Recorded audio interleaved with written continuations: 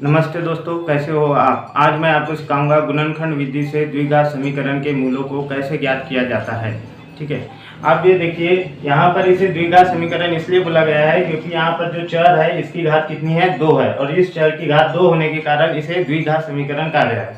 अब देखिए इसे हल कैसे करेंगे। हल करने के लिए सबसे पहले जो लास्ट वाली संख्या है, इस लास्ट वाली संख्या को इस चर की, जो चर की घात में 2 होता है, उस चर के सामने वाली संख्या से गुना करते हैं। अब यहाँ इसके सामने कुछ नहीं, मतलब 1 होता है। इसके सामने कभी कभी 2, 3, 4, 5 ऐसी कोई भी गिनती लिख के आ सकती है, तो इसलिए मैं आपको समझा रहा हूँ। इसके सामने अभी कुछ नहीं, मतलब 1 है, तो 10 का गुना 1 में होगा, तो 10 एकम 10।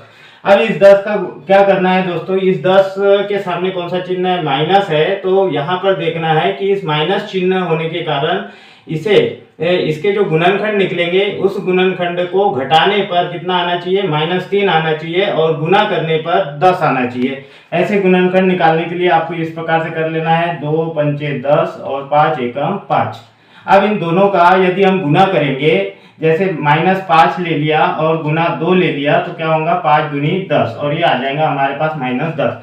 लेकिन यहाँ पर -10 तो आ गया हमारे पास में, लेकिन अब क्या करना है, गुना करने पर तो 10 आ गया, लेकिन घटाने पर कितना आना चाहिए, 3 आना चाहिए।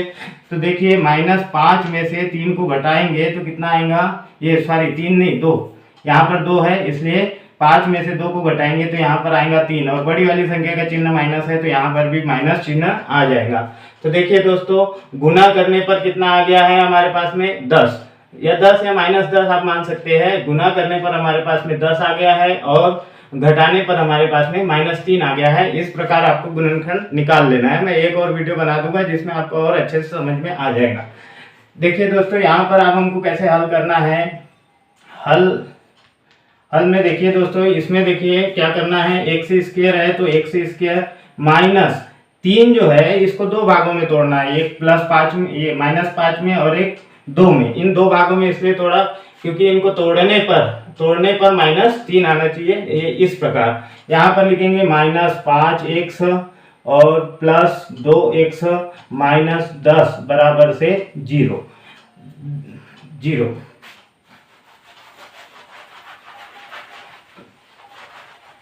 अब देखिए दोस्तों, यहाँ पर इसका अर्थ, यहाँ जो हमने तोड़ा है, इस तोड़ने पर -5x में से -2x यदि घटाते हैं तो 3x आता है, मतलब जो संख्या यहाँ पर है वो संख्या आ जाती है। अब क्या करना है, दो के पेयर बना लेना है, जोड़े बना लेना है। इन दो के जोड़े बनाने पर हमको देखना है कि इनमें से क्या चीज कॉमन निकलती है, क्या चीज उभयनिष्ठ निकलती है। यहाँ पर भी आपको x दिख रहा है, यहाँ पर भी आपको x दिख रहा है, तो हमारे पास में यदि 2 बार x दिख रहा है तो हम x को क्या कर लेंगे, कॉमन निकाल लेंगे। जैसे यहाँ पर x कॉमन निकल गया तो क्या बचा, एक x इसमें से बाहर निकल गया तो इसमें क्या बचा, x माइनस है तो यहाँ पर माइनस। अब यहाँ पर देखो 5 तो हम निकाल नहीं सकते क्योंकि इधर नहीं था, यहाँ पर x बाहर निकल जाएगा तो बचेगा मात्र 5। उसी प्रकार यहाँ से प्लस है तो प्लस निकालेंगे बाहर, और प्लस के बाद में देखना है कि यहाँ से हम क्या निकाल सकते हैं। तो यहाँ x है लेकिन यहाँ x नहीं है, पहले तो इसमें x था तो हमने x निकाला, यहाँ x है, यहाँ x नहीं है। तो यहाँ पर ये देखना है कि यदि 2 के पहाड़े में जो लास्ट वाली संख्या है उसका भाग पूरा जाता है क्या, तो हाँ जाता है, 2 पंचे 10, 2 पंचे 10। तो हम क्या करेंगे, 2 को बाहर निकाल देंगे। जैसे ही 2 को बाहर निकालेंगे तो बचेगा यहाँ पर क्या, x, क्योंकि 2 तो बाहर निकल गया, बचा x, फिर प्लस माइनस माइनस, और 2 पंचे 10, और 5 बार हमने 5 बार तक पढ़ा पड़ा, इसलिए यहाँ 5 लिखेंगे बराबर में 0। अब हमारे पास में दो संख्याएं आ गई। यहाँ पर देख लीजिए, एरो का चिन्ह लगाएंगे। यहाँ पर देखो, ये x और +2, इसको एक कोष्टक में लिखना है, x + 2, और दूसरे यहाँ पर भी देखो दोनों समान है, x - 5, तो इसको दूसरे कोष्टक में लिख लेना है, x - 5 बराबर में क्या लिख देना है, 0।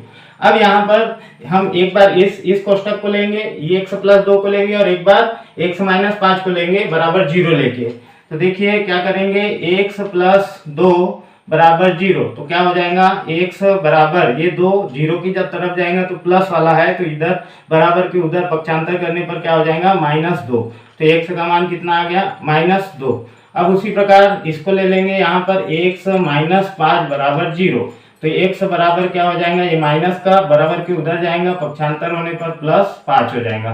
तो x बराबर 5 आ गया। हमारे पास में पूछा था मूल ज्ञात कीजिए, इनका मूल इसका मूल क्या आया है, x का मूल है -2 और x बराबर क्या आया है 5। इस प्रकार हमारे पास में द्विघात समीकरण के दो मूल कौन कौन से आ गए, यहाँ पर लिख देना है। अतः समीकरण द्विघात समीकरण, अतः द्विघात समीकरण के मूल -2 और 5 है। इस प्रकार आप इजीली इसको हल कर सकते हैं। यहाँ पर मूल लिख देना है। हाँ, अब देखिए और एक बार समझा दे रहा हूँ क्या करना है। जो लास्ट वाली संख्या है उसको पहले जो जिसके x के वर्ग में होता है, जो द्विघाती इस चर के घात में जो 2 होता है उसके सामने वाली संख्या से गुना कर देना है। गुना करेंगे तो क्या आएगा, 10 आएगा। तो गुना करने पर 10 आना चाहिए और घटाने पर कितना आना चाहिए, -3 आना चाहिए। ऐसे दो गुणनखंड किसके निकालना है, 10 के निकालना है। हमने 10 के दो गुणनखंड निकाल के आपको बता दिए थे। इस प्रकार आपको क्या करना है, ये +2 को सामने भी लिख सकते हैं, -5x को पीछे भी लिख सकते हैं, तो भी आपका आंसर ज्यों का त्यों आ जाएगा। अब क्या करना है, इसके दो पेयर बना देना है। दो पेयर बनाने के बाद में यहाँ से कॉमन निकालना है। कॉमन जो भी चीज निकलेंगी उसको कॉमन निकालना है। कॉमन निकालने के बाद आपको कोष्टक में लिखते हुए चलना है। दो कोष्टक जैसे ही समान दिखेंगे तो उनको एक कोष्टक में लिखना है, और जो कोष्टक के सामने वाली संख्या रहेगी उसको एक कोष्टक में लिखना है। जैसे ही इनको लिखेंगे, इनके बराबर 0 है, मतलब दोनों को अलग अलग भाग में 0 लेकर इनका पक्षांतर कर देना है और आपके द्विघात समीकरण के मूल आ जाएंगे। और ये कौन सी विधि है दोस्तों, गुणनखंड विधि।